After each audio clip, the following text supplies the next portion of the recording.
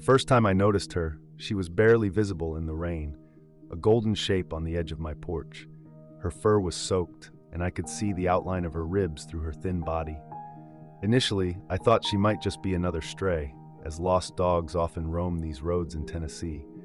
But when she lifted her head, I caught a glimpse of her eyes. They weren't just filled with hunger or fear, but something deeper, a silent plea for help. She took a hesitant step closer, but then seemed to reconsider and backed away slightly. That's when I spotted the others.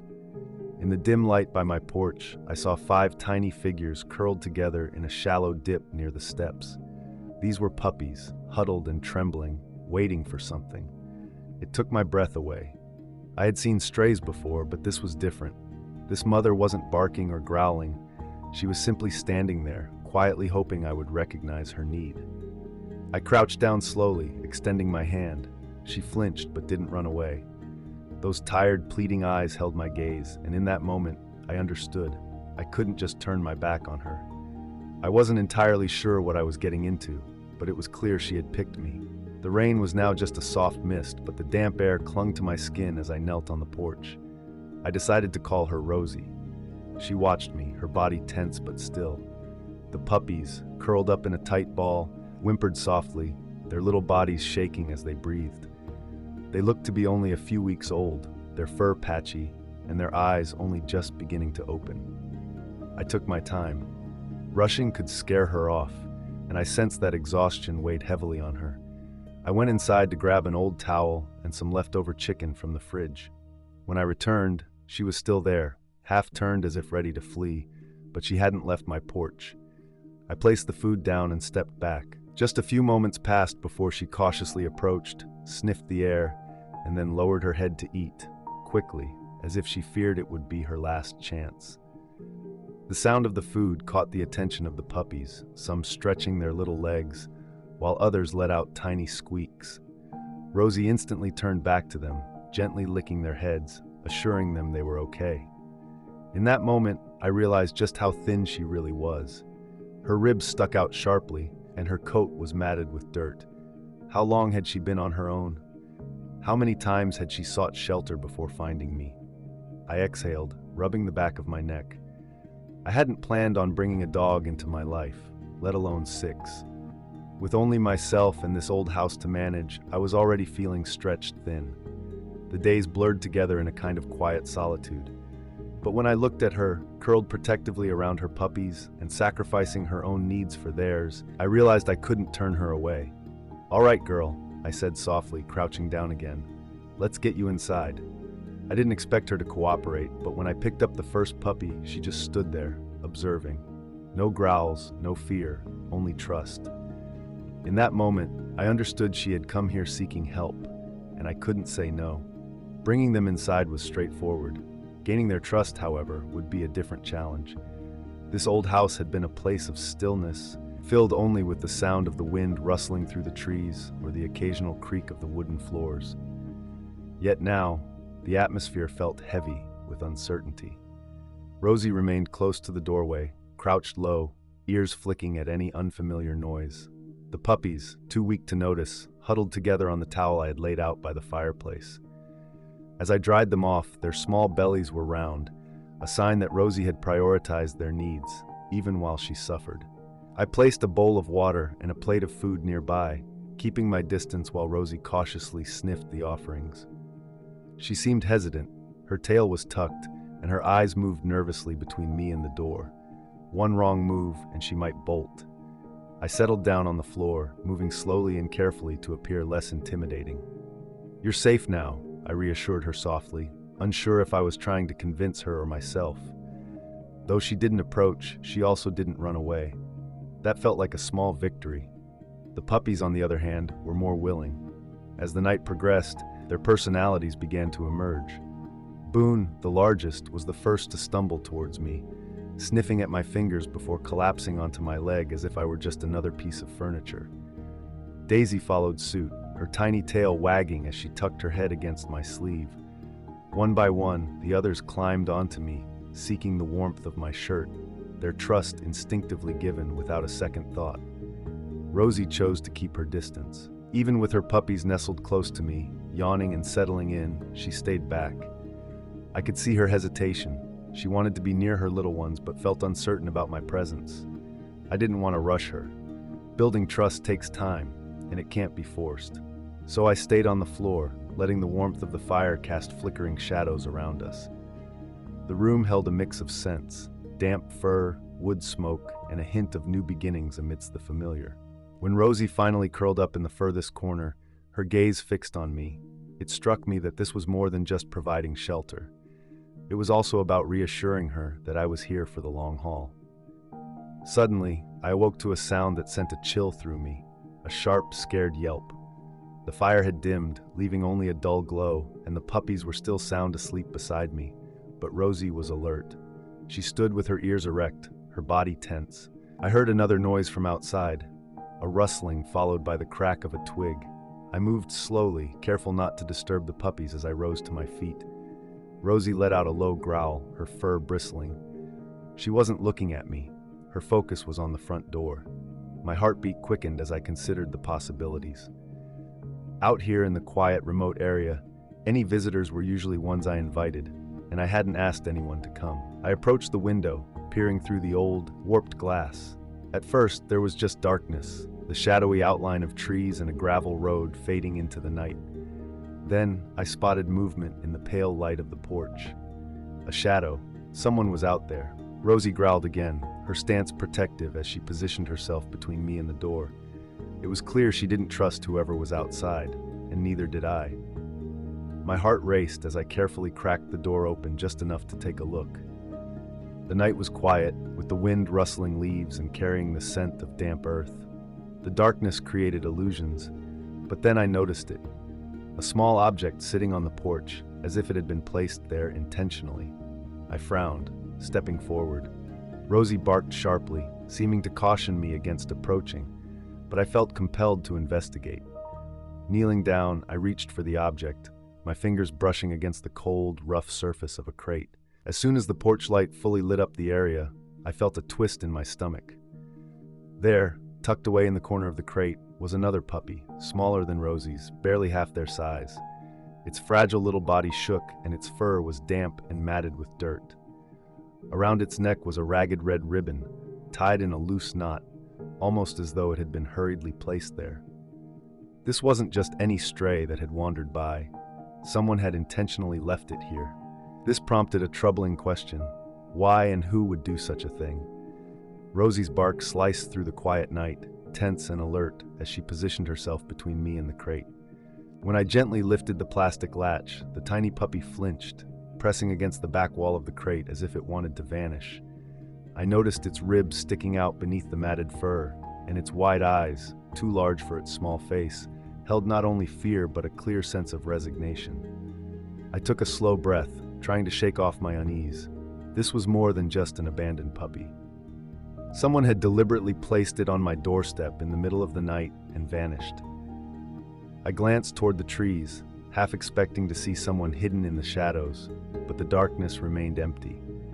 All I could hear was the soft rustling of leaves and the distant sound of crickets, along with Rosie's steady, low growl. I reached cautiously into the crate, moving slowly. The puppy shrank back but didn't bite or struggle. It simply quivered against my fingers as I lifted it out. It was freezing and weighed far less than it should have. I could feel the sharpness of its bones beneath its skin, a clear sign it hadn't eaten properly for a long time. It truly was a scrap of life, but even then, it seemed to cling to the warmth of my hands, seeking comfort instinctively. Rosie's growl softened, yet she stayed put, her eyes locked onto the tiny creature. The other puppies behind her stirred slightly in their sleep, unaware of the new arrival.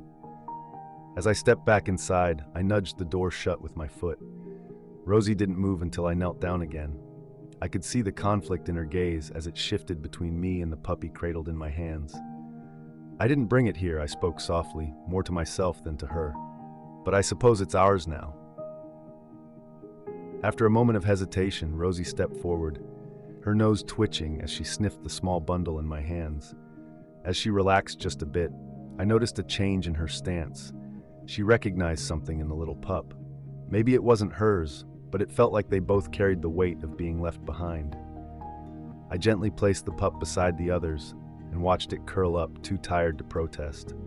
Rosie leaned in and gave it a soft lick on the head, a hesitant gesture, then looked back at me. That night, I had taken in 6 dogs, and now there were 7. Somewhere, someone had made that possible. Morning slowly arrived, the sky shifting from deep blue to a soft gray as the first light came through the trees. I hadn't slept much, as each time I closed my eyes, I thought about that crate on my porch and the tiny pup snuggled next to Rosie. I couldn't shake the questions from my mind. Who had left it there, and why? Rosie had settled down, though she still watched me closely as I moved about. The puppies, including the newcomer, were cuddled up together near the old towel I had spread out for them, seeking warmth from one another. I crouched beside them, rubbing the sleep out of my eyes, and focused on the newest addition. It was smaller and seemed weaker. While the others nudged at Rosie during the night, this one barely stirred. Was it just tired, or was there something more serious going on? I realized I needed to find answers, and fast. Reaching for my phone, I scrolled to the contact of the one person I knew would respond without hesitation, Eli. He was a local vet and an old friend, the type of person who would help a stray without a second thought. He answered on the 3rd ring, his voice still heavy with sleep. "Jake, do you know what time it is?" he asked. "Yeah," I replied, glancing at the clock. "I need a favor." There was a pause before I could hear him shifting. "What kind of favor?" "The kind involving barking," I said.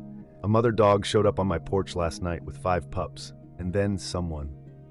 I hesitated, the image of the crate surfacing again, bubbling unease within me. Someone left another one on my doorstep in the middle of the night. Just dropped it off and vanished. A silence lingered. Finally, Eli sighed. "All right, I'll be there in an hour." By the time he arrived, the house was filled with the smell of coffee and damp fur. Rosie tensed at the sound of the door opening, instinctively stepping in front of her pups, but Eli had a calm way with animals. He crouched low, moving slowly, and waited patiently. After a moment, she sniffed the air, let out a soft huff, and lay back down, keeping her gaze fixed on him. "Wow," Eli said, running a hand through his hair as he observed them. "She's really gone through a lot." He knelt beside the puppies, his hands moving gently over each one. When he reached the newcomer, his expression changed. "This one isn't from the same litter. Can you see the size difference? The fur?" I nodded. "I see it, but someone made sure it was here." Eli continued his examination without replying, his fingers delicately feeling the tiny ribs and fragile bones beneath the thin skin. Then he looked up at me. "It's weak, it might be malnourished, it could be sick, or maybe it just needs some time to recover. But honestly, it's a bit of a gamble. We'll do our best." I rubbed my neck, feeling the weight of concern. "And what about the others?" "They're fortunate. If they had gone another day or 2 without food, things could have turned out differently, but they're tough." He glanced at Rosie, his tone softening. "She's been keeping them alive, even if it meant going hungry herself." A pang of emotion stirred inside me. I looked at her, noting how she curled protectively around the group of fur at her side, including the unfamiliar little one. Eli packed up his kit and stood. "I'll bring some formula for the little one, just in case." "But Jake..." He hesitated. "What do you think happened here?" I didn't have an answer. All I knew was that this situation wasn't over. Someone had come in the dead of night to leave that crate on my porch. If they had done it once, who knew what else they might do? Eli left soon after, promising to return later with supplies, but his last question stuck with me. Who had left that puppy on my porch? Why didn't they just knock? The mystery weighed on my mind, but I had more immediate worries.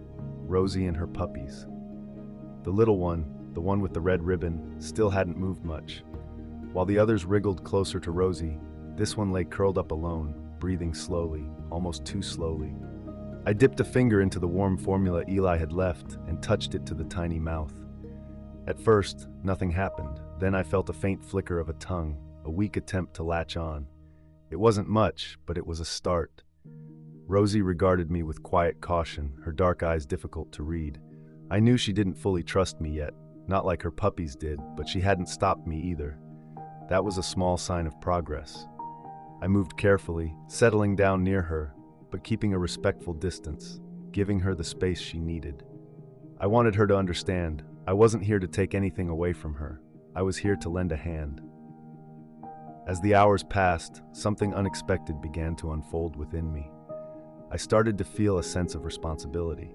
At first, I convinced myself that this was just a temporary situation. I was only ensuring their safety until I figured out a plan. But as I sat on the worn wooden floor, watching Rosie curl around her puppies while their tiny whimpers filled the quiet house, I realized I was deceiving myself. This wasn't just a short-term arrangement. I had always preferred solitude, but now the idea of an empty house felt colder than ever. The puppies, each one, even the weakest, had transformed my quiet space into something vibrant and alive. Rosie, despite being cautious, had chosen my porch, my home, for what seemed like her last chance. Then came the pivotal question: was I truly ready for such a commitment? Taking them in wasn't just about feeding them. It meant managing responsibilities. It involved vet bills, training, finding suitable homes, and facing the possibility of failing. More importantly, it meant investing emotionally, knowing full well that I might not be able to keep them forever. Rosie lifted her head and locked eyes with me, and for the first time, she didn't look away. Maybe she sensed my thoughts. Perhaps she was wondering the same thing. What happens next? I didn't have a clear answer, but one thing was certain: I wasn't going to walk away. Over the next few days, a delicate routine began to form. Rosie started eating more, her ribs less visible beneath her golden fur, and the puppies began to wobble around, exploring their little world. Even the smallest one, the one with the red ribbon, had gained a bit of strength, though it still lagged behind the others. I made sure to bottle feed it every few hours, cradling its fragile body as it struggled to drink. Each time, Rosie watched closely. She didn't intervene, but I could feel a change. She was beginning to trust me. Yet just when things seemed to be falling into place, a familiar unease returned. It started small. On the second night after Eli's visit, I found the gate to my property unlatched. At first, I dismissed it as my own forgetfulness, but by the third time it happened, I realized it was more than that. Someone had been here. I decided to keep my shotgun by the door, not because I wanted trouble, but to avoid being caught off guard. In this area, people didn't simply wander onto your land. If someone was sneaking around, they had a motive, and I suspected that motive had something to do with Rosie and her pups.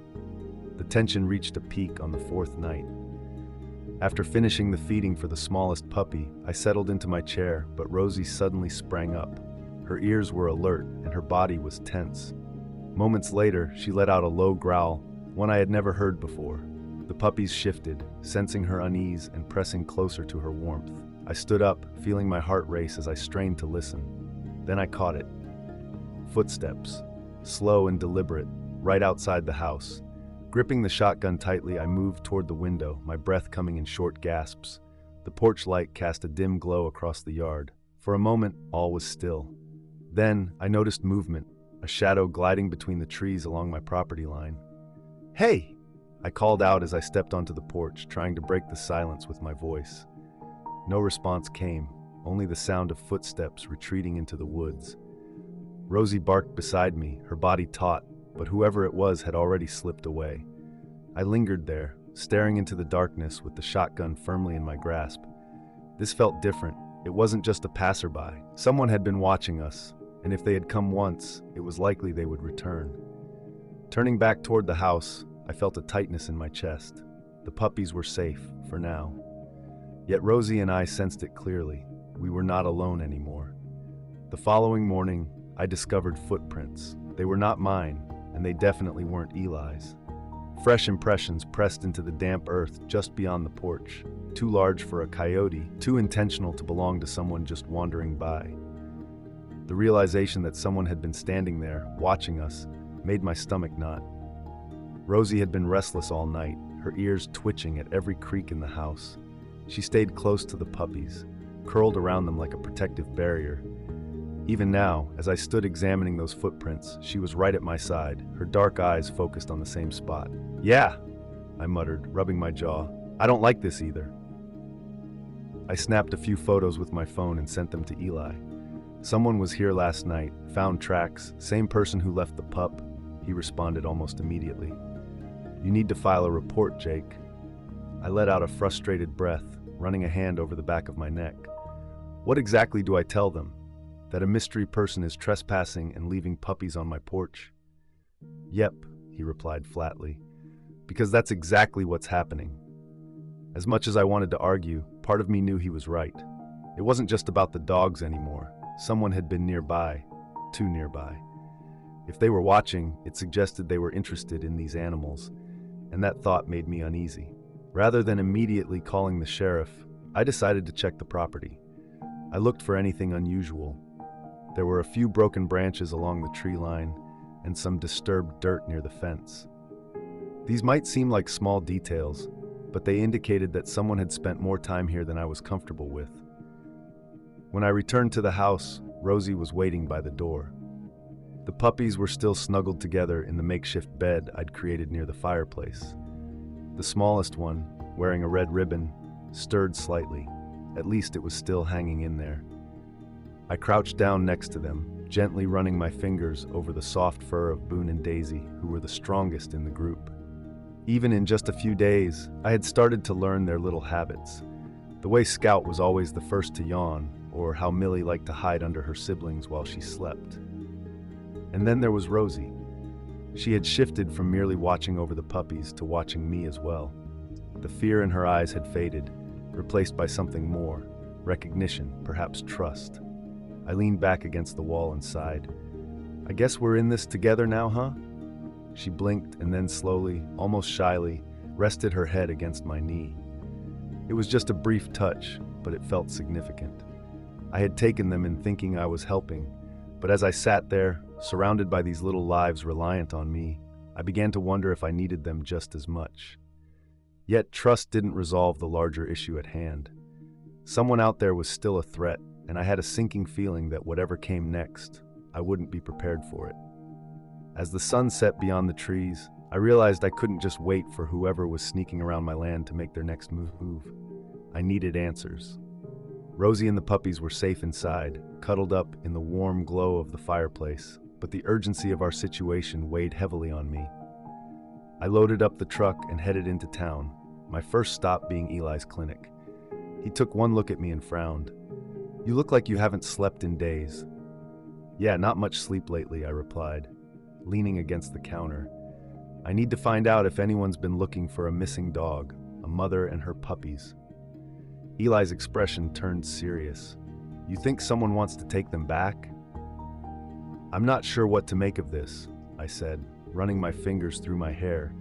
"It feels like someone left that last puppy on my porch for a reason, and there's definitely someone prowling around my property at night. Whoever it is, they seem to have a motive."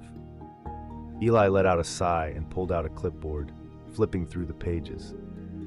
"There haven't been any missing dog reports this month, and no one's mentioned a stray mother either." He paused for a moment. "Do you think there's more to this than just abandonment?" "That's what I'm trying to understand." Leaving the clinic, I found myself with more questions than answers. If no one was searching for Rosie, who had placed her puppy there, and why? Next, I headed to the sheriff's office. I wasn't expecting much, but with someone sneaking around my place, I thought it was wise to record my concerns. As I walked in, the deputy at the front desk barely looked up. "How can I help you?" I kept it straightforward. Strange footprints, an unlatched gate, and a puppy appearing in the dead of night. It felt ridiculous as I spoke, but I noticed the deputy's bored expression start to change. "You live off Mill Creek Road, right?" he asked, leaning forward slightly. "Yes," I replied, feeling a bit uneasy.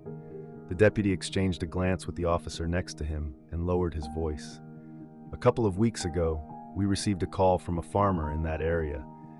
He said he saw someone lurking near his barn late at night, but by the time we got there, the person had vanished. We didn't think much of it, figured it was just a drifter." He tapped his pen against the desk. "Think this could be related to your dogs?" "I don't believe in coincidences," I replied, crossing my arms. He nodded gradually. "We'll send someone to patrol near your place tonight. It might turn out to be nothing, but do keep your doors locked. If you notice anything unusual, just give us a call." That didn't exactly bring me peace, but it was better than nothing. By the time I returned home, the sky was a deep black. The house felt still, but as soon as I stepped onto the porch, Rosie barked sharply from inside. I immediately tensed and fumbled to unlock the door. Once inside, I sensed something was off. Rosie was not with the puppies. She stood near the back door, her body rigid, ears flat against her head. I followed her gaze to the floor, where I noticed dirt scattered near the entrance. I had locked that door before I left, but someone had clearly been inside. One of the puppies was missing, and my heart raced as I looked around the room. The rest were still tucked in their makeshift bed, but I quickly realized that one was absent, the puppy with the red ribbon around its neck. A knot formed in my stomach. Rosie, my other dog, let out a worried whine and started pacing toward the back door. I felt lost, like everything was happening too quickly. The door was locked and the windows were secured, yet somehow, someone had entered, taken that little pup, and vanished without a trace. I grabbed my shotgun from the wall, flung the door open, and stepped out into the chilly night. The wind rustled the trees, and every shadow seemed to hold a threat. I hurried across the yard, my boots crunching on the dirt as I breathed heavily, scanning the surroundings. Then I noticed a movement near the tree line. Without thinking, I ran towards it, gripping the gun tightly, my heart racing.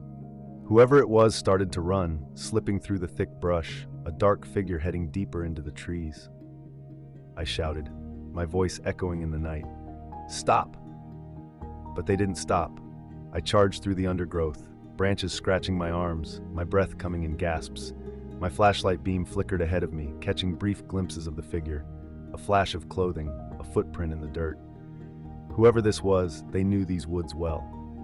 They were too quick, and before I could catch up, they disappeared. I halted, cursing softly, feeling my chest heave. The wind whispered through the trees, and I could hear an owl calling in the distance. Then I caught another sound, a faint, sorrowful whimper. I turned quickly, scanning the dark. It was close by. I took a careful step forward, then another. As my flashlight swept across the underbrush, I spotted it, the red ribbon. There, just off the path, was the tiny puppy, curled up and shaking.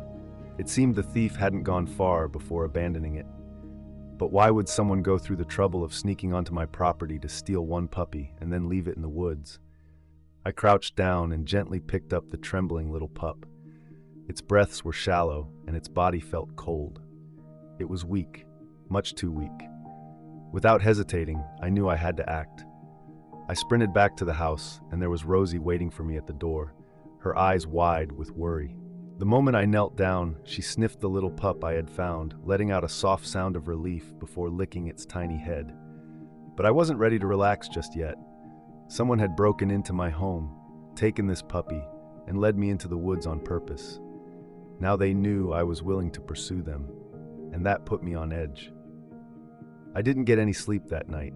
Rosie nestled close to her puppies, wrapping around the one with the red ribbon, offering her warmth while her eyes darted to the door every time the wind rattled the frame. I sat in my chair, shotgun resting in my lap, my focus fixed on the door. Whoever had entered my house had done so quietly, without leaving a trace of damage. That meant they were either familiar with the locks or skilled at picking them. Either way, it was a clear sign they could return. Just before dawn, Eli called. "Jake, seriously? Someone got inside?" His voice was tense, sharper than I'd ever heard. "Yeah," I replied, running a hand over my forehead. "They took the smallest pup. I found it in the woods." A silence hung between us before he spoke again. "This isn't just about the dogs, is it?" I understood what he was implying. This wasn't an accidental situation. It was intentional. A warning. "No, it's not," I admitted. Eli sighed deeply. "After you left, I did some digging. There are no missing dog reports, but I found something else. Remember that dogfighting ring that got shut down a while back?" I grimaced. "Yeah, what's that got to do with this?" "They never caught everyone involved. Some went underground. If this is related..." He paused, lowering his voice. "Jake, if Rosie was part of that, or if these puppies belong to someone still in the game..." I felt my jaw tighten. "You mean someone wants them back?" "I mean someone thinks those dogs are theirs." His words weighed heavily. I glanced at Rosie, seeing how she curled protectively around her puppies, her ears twitching even in her sleep. If she had escaped from that world, someone would definitely be coming for her, and they wouldn't stop. I stood up, gripping the shotgun tighter. Then they're in for a fight. Damn, Eli muttered under his breath. Don't do anything foolish. I hung up the phone and took immediate action. Locking all the doors, I began checking the windows. If they wanted to try again, I was ready. This time felt different. The night was unusually still, and the woods were eerily quiet, as if nature itself was holding its breath. I settled close to the door, my shotgun ready, with all the lights off except for the dim glow from the fireplace. Rosie lay alert, curled protectively around her puppies, her ears twitching at every small sound. She sensed something was coming, just as I did. I couldn't be sure how they would approach, whether they'd knock, attempt to sneak in, or bring something more threatening. Yet, I knew they were coming. The footprints in the dirt, the missing puppy, the way they pushed my limits, it all pointed to this moment. Just past midnight, I heard the first sound, a slow creak of the porch boards. Not the wind or an animal, someone was out there. I tightened my grip on the shotgun, feeling adrenaline kick in. A shadow moved near the window, barely visible in the moonlight. They weren't in a hurry. Instead, it felt like they were waiting, listening, maybe even challenging me to act first. Rosie let out a soft growl, barely breaking the silence, but it was enough to alert me. Moments later, a knock came, gentle yet deliberate, as if the person outside wanted to make sure I knew this wasn't finished. I remained still, my body tense. Another knock, followed by a voice. It was low and rough. "Come on out, friend. Just here for what's mine." The casual tone sparked a slow burn of anger within me. I glanced at Rosie, who stayed close to her puppies, yet her eyes shone with a fierce instinct. She recognized that voice. I stepped to the side of the door, ensuring I wasn't in direct view, and forced my voice to be calm and steady. "There's nothing here for you."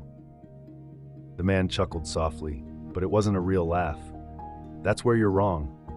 I could hear him shift, testing me to see if I'd cave, if I'd simply open the door and surrender Rosie and her pups without a fight. He clearly didn't understand who he was messing with. "I'll give you one chance," I replied firmly. "Turn around, get back in your truck, and don't come back." The silence lingered around us, creating a palpable heaviness. Then someone let out a sigh. "Guess it's gonna be the hard way then." I heard the door handle rattling, followed by a loud thud, a shoulder slamming against the wood, testing its durability.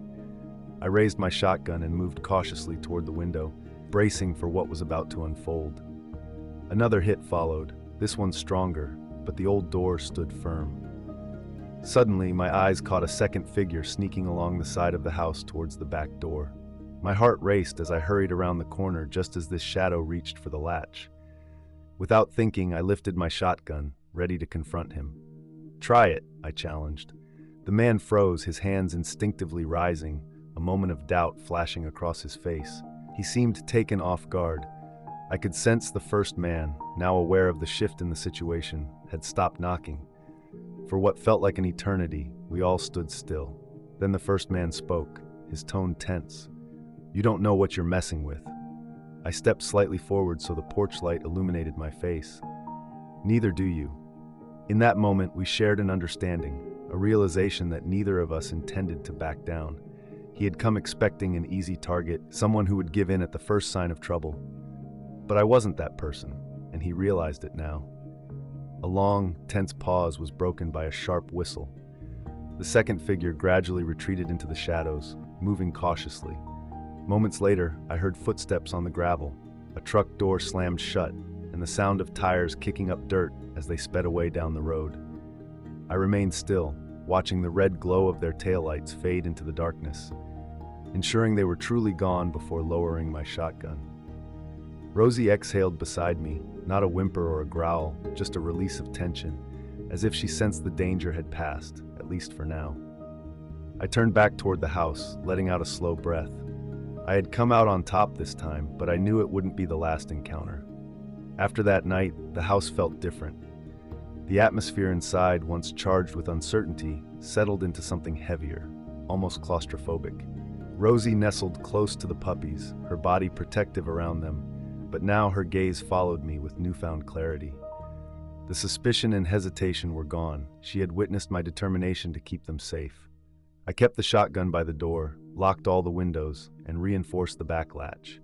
The next morning, Eli arrived, took one look at me, and shook his head. "So what's the plan now?" he asked, placing a bag of supplies down for the puppies. "Are you calling the sheriff again?" I paused, unsure how to respond. Truthfully, I wasn't certain what to do next. The men who had come by hadn't returned, but their absence didn't guarantee safety. If Rosie had been tangled up with something dangerous, something unfinished, then we could still be in harm's way. Yet I knew calling the sheriff wouldn't solve anything. The law had its boundaries out here, and those men were well aware of them. Instead of replying right away, I crouched down, letting my hand glide over the smallest pup with the red ribbon. This little one had defied the odds, weaker than its siblings, but tenacious enough to survive. Rosie gently licked its head and nudged my hand with her nose, a subtle sign of appreciation. I exhaled slowly. "I'm not sending them anywhere," I finally said. "Not unless it's to a safe place, a permanent one." Eli leaned against the counter, arms crossed. "You're saying you're keeping them?" I let that question linger in the air, feeling its weight settle within me. I hadn't expected this situation. I had never imagined being someone who could take in a family of strays and make it work. But that silence in the house before they arrived, the way loneliness stretched on endlessly, there was no returning to that now. I glanced at Rosie, observing how much she had grown to trust me, and I realized the truth. "I guess I am," I admitted. Eli chuckled softly, shaking his head. What a way to end up with a dog. I smirked while scratching behind Rosie's ears. She chose me first. The puppies wiggled, their tiny bodies huddled together, their futures still unwritten. Perhaps this wasn't the life I had envisioned. Perhaps shadows still lingered at the edges of our story. But one thing was clear: I was no longer alone, and neither were they. Rescue isn't just about picking up a stray and providing food. It also involves trust. It's about recognizing that healing takes time, that scars don't disappear overnight, and that those who have been hurt the most often find it difficult to believe they're safe at last. Rosie showed up at my porch seeking help, yet maybe in some way, I needed her just as much as she needed me. This story is about more than just one dog or one person. It highlights the decisions we face when life presents unexpected challenges. It reminds us to advocate for those who can't advocate for themselves, and shows that true family can be formed through the bonds we choose, not just by birth. If this tale struck a chord with you and made you reflect on our shared responsibility towards animals who depend on us, I invite you to continue this journey with me. There are always more stories waiting to be uncovered, and more lives in need of kindness. Who knows? You might find yourself facing a similar choice one day, one that has the power to change everything. If you're interested in hearing more stories that are genuine and thought-provoking, consider subscribing. Sharing this video could help someone else who might need encouragement, as you never know who it might touch. Have you ever rescued an animal or been part of a moment like this? I'd love for you to share your experience in the comments. Let's keep the dialogue going. After all, sometimes the ones we save end up changing our lives in ways we never expected.